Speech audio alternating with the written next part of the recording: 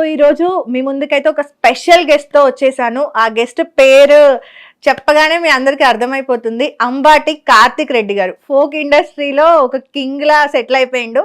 ఎందుకు యాక్చువల్గా అందరికీ కూడా ఈయన కింగ్, ఫోక్ ఇండస్ట్రీలో మొత్తం సెటిల్ అయిపోయిండు. ఈయన డాన్స్ అంటే అందరికీ ఇష్టం, ఈయన సాంగ్స్ కోసం వెయిట్ చేస్తూ ఉంటారు.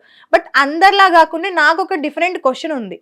ఏంటంటే ఎందుకని ఫోక్ ఇండస్ట్రీలోనే ఆగిపోయిండు, మూవీస్కి ఎందుకు రావట్లేదు? ఇంకా సిరీస్ ఉన్నాయి యూట్యూబ్ కానీ, లేదంటే వెబ్ సిరీస్ ఉన్నాయి, ఇంకా చాలా ఆప్షన్స్ ఉన్నాయి కదా, ఎందుకని అక్కడే ఆగిపోయిండు? ఇలా చాలా క్వశ్చన్స్. నా మైండ్ కొంచెం దిక్క కాబట్టి నాకు డిఫరెంట్ వేలోనే ఉంటాయి క్వశ్చన్స్ అన్ని. సో అవన్నింటికి ఆన్సర్స్ కూడా ఒకసారి తననే అడిగి తెలుసుకుందాము. అండ్ నవ్వుతున్నాడు నేను క్వశ్చన్ అడుగుతుంటాయి కూడా. ఒకసారి అన్ని తననే అడిగి తెలుసుకుందాం. Hi Karthik. Hi Madhu. Hi hi. ఎలా ఉన్నారు? బాగున్నా. Super super. ఓకే, ఎలా నడుస్తుంది లైఫ్? Super super. మొత్తం ఫోక్ ఇండస్ట్రీలో ఎక్కడ అంటే ఫోక్ సాంగ్స్ అని ఏం టైప్ చేసినా కూడా మీ వీడియోలే వస్తున్నాయిగా. ఓకే, సో అంటే అందరిలాగా కామన్ క్వశ్చన్స్ కాకుండా మీ ఫ్యామిలీ బ్యాక్గ్రౌండ్ ఆల్మోస్ట్ అందరికీ కూడా తెలుసు. అమ్మ, అక్క మ్యారేజ్ అయిపోయింది, ఫాదర్ అన్ఎక్స్పెక్టెడ్గా చనిపోయడం జరిగింది, 15 years అవుతుంది. సో నాకు ఎక్కడి నుండి స్టార్ట్ చేద్దామని ఉందంటే, రీసెంట్గా అంటే దసరా అప్పుడు ఒక వీడియో చేశారు. ఎందుకంటే ఆఫ్టర్ 15 years సడన్గా ఎందుకని అంత ఎమోషనల్ అయ్యారు? యాక్చువల్ అసలు మా డాడీ అంటే నాకు ఇష్టం ఉండదు. బికాజ్ ఎప్పుడు మా నాన్న నన్ను ప్రేమగా కొన్ని అంటారు, మనతోనే ఉండాలి, మనతో ఆ నిజాలు కూడా మనతోనే పాతుకుపోవాలి అంటారు. సో నేను అలాంటివన్నీ చెప్పను కానీ, బట్ చిన్నప్పటి నుంచి మా నాన్న అంటే నాకు ఇష్టం ఉండదు. ఆయన చేసిన కొన్ని థింగ్స్ వల్లనో లేకపోతే కొన్ని ఉంటాయి. సో అట్లాంటి టైంలో అలాంటి వాళ్ళ గురించి బాధపడినా ఒకటే, బాధపడకున్నా ఒకటే, అసలు ఉన్నా ఒకటే లేకున్నా ఒకటే అనుకునే పర్సన్ అనమాట నేను. చిన్నప్పటి నుంచి అదే మైండ్ సెట్తో పెరిగా. సో రీసెంట్ డేస్లో నేను షూట్లో ఉన్నప్పుడు అమ్మాయిలు డాన్సర్స్ వస్తుంటారు, వాళ్ళ నాన్న వచ్చి డ్రాప్ చేయడం, స్కూల్కి వెళ్ళేటప్పుడు చూస్తూ ఉంటాం మనం రోడ్స్ మీద పిల్లల్ని తీసుకొని వెళ్తారు. జూ పార్క్ నేను ఎక్కడైనా సినిమాలకి వెళ్ళినా వాళ్ళ మమ్మీ డాడీ వాళ్ళ బాబుని తీసుకొని రావడం, ఇట్లాంటివన్నీ చూస్తూ ఉంటా కదా. సో సమ్వేర్ హిట్ అవుతుంది అనమాట. ఓకే, నాకు నానుంటే ఓకే ఇట్లా ఉంటుండేనేమో, ఓకే నానుంటే నన్ను ఇట్లా తీసుకుపోతుండే కావచ్చు, ఓకే నానుంటే నేను బాధపడితే అరే నేను ఏం కాదురా బాయ్, నేను ఉన్నా నీకు, అది ఒక మాట. ఓకే, వాళ్ళు ఫైనాన్షియల్గా హెల్ప్ చేస్తారా, చేసే పొజిషన్లో ఉండరా అనే విషయం పక్కన పెడితే, ఒక మాట మనల్ని చాలా ఇట్లా మోటివేట్ చేస్తుంది, ఇట్లా మనం గట్టిగా తయారవుతాం, బలంగా ఉంటాం. సో ఆ ధైర్యాన్ని ఇచ్చేవాళ్ళు లేరు. ఉన్నారు, మా అమ్మ ఉంది నాకు ఎవ్రీ టైం కానీ, బట్ నాన్న అన్న ప్రేమ నాకు తెలీదు. బట్ అలా పెంచింది కూడా మా అమ్మ నన్ను. ఎప్పుడు మా నాన్న అసలు లోటు లేకుండా అసలు పెంచింది. బట్ చూసే సమాజంలో ఉన్నప్పుడు మనం అన్నీ చూస్తాం, ఎందుకు నాకే ఇట్లా ఆ క్వశ్చన్ తోటి నాకు. నేను ఆ రోజు దసరాకు ముందు మనకి దసరా ఎట్లాంటి పండుగ, పెద్ద పండగ మనకు దసరా అనగానే. సో బట్టలు అమ్మకి అక్కకి బాగా బట్టలు కొందామని వెళ్ళినప్పుడు అక్కడ ఇది ఆల్రెడీ చెప్పాను, వాళ్ళ అబ్బాయి వాళ్ళ సన్ వాళ్ళ మమ్మీ డాడీ కొంచెం ఓల్డ్ ఏజ్ ఉన్నారు. వాళ్ళ డాడీకి ఈ షర్ట్ తీసుకొచ్చి, డాడీ ఈ షర్ట్ వేసుకో, ఇది బాగుంది, ఇది బాగాలేదు డాడీ, ఇంకోటి ఎక్స్చేంజ్ చేసుకురా. కళ్ళ ముందు నా సీన్ జరుగుతుంది. ఒకవేళ వాడు ఎలాంటోడైనా సరే, ఎంత చెడ్డోడైనా సరే, నాన్న అమ్మ అనే వాళ్ళు లైఫ్లో చాలా మెయిన్ పార్ట్ అనమాట. నాకు నానుంటే నేను కూడా ఇవాళ తీసుకొచ్చి కొనిచ్చేవాడిని కదా. ఇవాళ ఒకనొకప్పుడు మా దగ్గర ఏం లేనప్పుడు మా నాన్న ఉన్నాడు. ఇప్పుడు నీ కొడుకు ఇంత పేరు సంపాదించి నలుగురు ఎక్కడికన్నా పోతే కార్తిక్ రెడ్డి అని అంటారు, గుర్తుపట్టే రోజు వచ్చింది. అండ్ నేను సంపాదిస్తున్నా, నా డబ్బులతోటి నేను ఏం చేయలేకపోతున్నా అని చిన్న ఆ రోజు మస్తు బాగా అనిపించింది. ఆ వీడియో చూసిన తర్వాత యాక్చువల్గా నాకు ఒక పాయింట్ కనెక్ట్ అయింది. ఏంటంటే నాకు 10 years అవుతుంది అమ్మ చనిపోయి. సో దసరా ముందే చనిపోయారు అనమాట. నాకు బతుకమ్మ 5 days ఉందనంగా అన్ఎక్స్పెక్టెడ్గా చనిపోవడం జరిగింది. మా మమ్మీ కూడా లాస్ట్ మా అక్కని నన్ను అడిగింది ఒక చీర కొనిపెట్టమని. బతుకమ్మ వస్తుంది కదా, ఒక చీర కొనిపెట్టమని కట్ చేసి నెక్స్ట్ డే మార్నింగ్ మేము వెళ్ళాలి షాపింగ్కి. వెళ్ళి ఏదో ఒకటి తీసుకొద్దాము యాక్చువల్గా ఆమె కట్టుకునే సిచ్యువేషన్లో లేదు, దాన్ని తీసుకునే సిచ్యువేషన్లో కూడా లేదు అసలు. జస్ట్ ఏదో ర్యాండమ్గా కోమాలో ఉన్న మనిషి నన్ను అడిగింది మా అక్కని. మా అక్క అప్పటికి జాబ్ వచ్చింది, అదే టైం అనమాట మా అక్కకి జాబ్ రావడం, తను ఎర్న్ చేయడం, మా ఫ్యామిలీ సెటిల్ అయ్యే టైం. మా మమ్మీ మా డాడీకి పడ్డ కష్టానికి మా ఫ్యామిలీ సెటిల్ అవుతున్న టైం. అక్కకి జాబ్ వచ్చింది, నెక్స్ట్ నా చదువు కంప్లీట్ అవుతుంది, నేను ఒక జాబ్లో సెటిల్ అవుతా, అక్కకి మ్యారేజ్, తర్వాత నా మ్యారేజ్, తర్వాత తమ్ముడిని సెటిల్ చేయాలి, తమ్ముడికి మ్యారేజ్. ఇది మా ప్లానింగ్ యాక్చువల్లీ. సడన్గా అన్ఎక్స్పెక్టెడ్ సిచ్యువేషన్, ఆ మదర్కి అలా అయిపోవడము అడిగిందనమాట.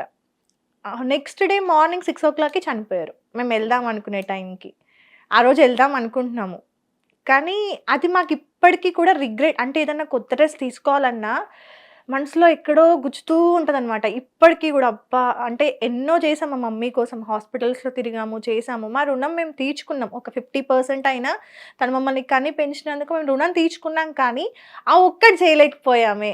ఇప్పుడు నేను ఫోటో ముందు ఎన్ని పెడితే ఏం లాభం? ఏం లాభం? బతుకున్నప్పుడు బతుకున్నప్పుడు అడిగినప్పుడు అది మాకు రిగ్రెట్, మా అక్కకి నాకు ఉండిపోయింది.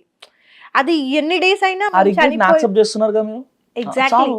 మేము అంటే మేము చనిపోయే వరకు కూడా మా అక్క కూడా అదే అంటది. లాస్ట్ మినిట్‌లో అమ్మ చీర అడిగిందే.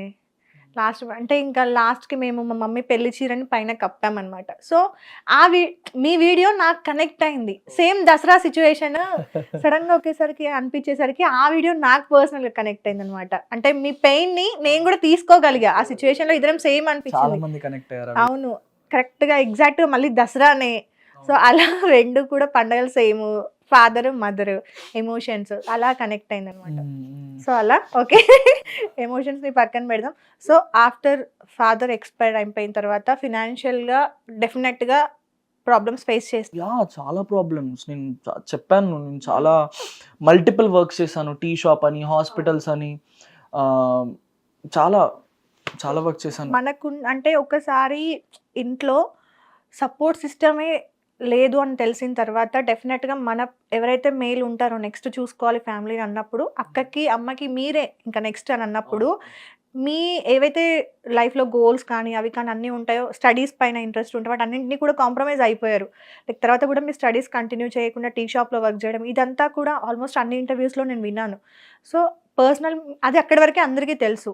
ఫోక్ ఇండస్ట్రీ అసలు మీకు డ్యాన్స్ అనేది ఇంట్రెస్ట్ ఎప్పటి నుండి స్టార్ట్ అయింది? ఈ ఫోక్ ఇండస్ట్రీలోకి రావడానికి మెయిన్ పిల్లర్స్ ఎవరు మీకు? డాన్స్ అనేది నాకు తెలిసి మా అక్క, మా అమ్మ వాళ్ళ ఊర్లో తోప్ డాన్సర్ అనమాట. ఇట్లా రేణుకా డాన్స్ అంటే ఇట్లా లిటరలీ వెయిట్ చేసేవాళ్ళు, ఊరంతా వెయిట్ చేసేవాళ్ళు. నాకు తెలిసి మా అక్క డాన్స్ నాకు ఇట్లా వచ్చిందేమో అనిపిస్తుంది. ఇప్పుడు మా అక్క డాన్స్ చేయలేదు. నా మీద 1 year పెద్ద అక్క, 27 years అక్కకి. సో ఇప్పుడు ఒకవేళ డాన్స్ గురించి మాట్లాడితే డాన్స్లో డీ కూడా తెలియదు అని అంటుంది మా అక్క. సో అంత బాగా చేసేది మా అక్క. అట్లాంటిది మా అక్క సడన్గా డాన్స్ ఇంకా లేదనమాట. డాన్స్ బాడీ మూమెంటే లేదు. సో మేబీ మా అక్కని చూస్తూ, మా అక్కని అట్లా మెచ్చుకోవడం చూసి నాకు అది బాడీలో వచ్చేసింది. నేను కూడా మా అక్కలా డాన్స్ చేయాలి, నేను కూడా అట్లా అందరూ ఇట్లా మెచ్చుకోవాలి అన్నట్టుండే. చిన్నప్పుడు ఒక ఏదో నార్మల్గా ఊర్లో ఎట్లుంటుంది, ర్యాండమ్గా 6 అవ్వగానే పాటలు పెడతా ఉంటారు. టైలరింగ్ మిషన్ ఉండే అక్కడ పోయి బన్నీ సాంగ్ అనమాట. అది బన్నీ సాంగ్. దాని మీద నేను ఎగురుతూనే ఉన్నా. దీనివల్ల క్రౌడ్ అంతా ఊర్లో కొంతమంది అందరూ వచ్చి ఇట్లా నించొని చూస్తున్నారు అనమాట నన్ను.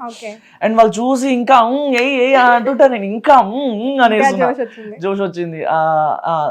Maybe that's the first point అనుకుంటా. ద సెకండ్ పాయింట్, పుట్టపర్తిలో స్కూల్లో చదువుకుంటున్నప్పుడు ఇట్లనే August 15th డాన్స్ జనరల్గా చేస్తూ ఉంటే నేను కూడా పోయి చేసా. ఓరి గల్లుకే పిల్ల ఆ song. Maybe that's a very hit point అని చెప్పొచ్చు. నాకు ఒక డాన్స్ అనేది ఎక్కువ ఇష్టపడ్డా. ఇంక అప్పుడు స్కూల్లో మనం వేరే లెవెల్. ఇట్లా కార్తీక్ వస్తున్నాడంటే టీచర్లు అందరూ మనకే సపోర్ట్. సో అట్లుండే. అండ్ డాన్స్ అలా ఉండే. అండ్ మెయిన్ యూట్యూబ్కి రావడానికి రీజన్ అంటే టిక్టాక్. అప్పుడు లాక్డౌన్ అనుకుంటా, మిడ్ లాక్డౌన్. అప్పట్లో నాకు బేసిక్గా అమ్మాయిలు ట్రెడిషనల్గా చాలా ఇష్టం. ఇట్లా పువ్వులు పెట్టుకొని, మంచిగా లాంగ్ హెయిర్, మంచిగా కళ్ళ కాటుకు పెట్టుకొని, మేకప్ లేకుండా జస్ట్ లైట్గా లిప్స్టిక్, మైల్డ్ మేకప్ అనేది డెఫినెట్గా ఉండాలి ప్రతి ఒక్కరికి. సో మైల్డ్ మేకప్ వేసుకొని, లాంగ్ హెయిర్ తోటి, లంగా ఓని అయినా శారీ అయినా సరే, ఇట్లా ట్రెడిషనల్గా మీలాగా చుడిదార్ వేసుకున్నా సరే, నాకు ఇట్లాంటి అమ్మాయిలు అంటే చాలా ఇష్టం. సో అట్లా జానక్కని చూసి బాగా ఇష్టపడేవాడిని అంటే అట్లా కాదు, బికాజ్ ఎప్పుడు ఆమెను చూస్తే అక్క అనే ఫీలింగ్ వస్తుంది నాకు ఇప్పటికి కూడా. సో ఆమెను చూసి అరే నాకు కాబోయే వైఫ్ కూడా ఇట్లానే ఉంటే బాగుంటుంది. ఆమె మీరు చూసినట్టయితే జానక్క వీడియోస్ ఎక్కడ కూడా ఇంత కూడా ఎక్స్పోజ్ ఉండదు. So maybe that's made me to do reel with her అనిపించింది. అంటే ఇన్స్టాగ్రామ్ లో కూడా చాలా తక్కువ మంది, టిక్ టాక్ లో అండ్ ఇన్స్టాగ్రామ్ లో చూస్తే కూడా అట్లా మెయింటైన్ చేసే వాళ్ళు చాలా తక్కువ మంది. ఇట్ డజంట్ మీన్ ఏదో అలా వేసుకుంటేనే చాలా పతిత్తు లేకపోతే అట్లని కాదు. బట్ అంటారు కదా, మనం ఎలా కనిపిస్తామో పీపుల్ అలానే మనల్ని చూస్తారు, అలానే తీసుకుంటారు అని అంటారు కదా. సో మళ్ళీ మనం వాళ్ళతో ట్రావెల్ చేసిన తర్వాత you'll get to know what is what అనేది, వాళ్ళు ఏంటి, వాళ్ళు ఇదా అదా కాదా అనేది. సో అలా అక్క పక్క నేను డ్యూయట్స్ చేసేవాడిని అనమాట. ఓకే సేమ్ ఆమె ఏం చేస్తే అది చేసేవాడిని నేను. ఓకే ఓకే సో అలా తను ఒక రోజు ఒక వీడియో వస్తే అరే బాగా చేస్తున్నాడు, నా ఫాస్ట్ ని క్యాచ్ చేస్తున్నాడు అని చెప్పి అప్పుడు మిడ్ లాక్డౌన్ లో డివా సాంగ్ కి నన్ను తీసుకోవడం జరిగింది. ఓకే సో అలా అండ్ యా అంతకు ముందే నేను మా గురువుల దగ్గర ఫోక్ వెస్టర్న్ నేర్చుకునేవాడిని. ఓకే ఓకే సో మా మేబీ ఇప్పుడు ఏమి రాందైతే ఆవిడ పిలిచే ఛాన్స్ కూడా ఇవ్వరు కదా. సో సమ్వేర్ నేను కనెక్ట్ అయ్యాను, ఆవిడ చూసింది అరే బాగా చేస్తున్నాడు తమ్ముడు అని చెప్పేసి అప్పుడు అక్క కాల్ చేసి పిలిచి ఇచ్చింది. ఓకే అలా సో ఆపర్చునిటీ. నాకు ఇక్కడ 3 పిల్లర్స్ అని చెప్పొచ్చు, 3 and 4 అని చెప్పొచ్చు, ఫ్రెండ్స్, గురువులు అండ్ జాను అక్క, ఇట్లా. ఓకే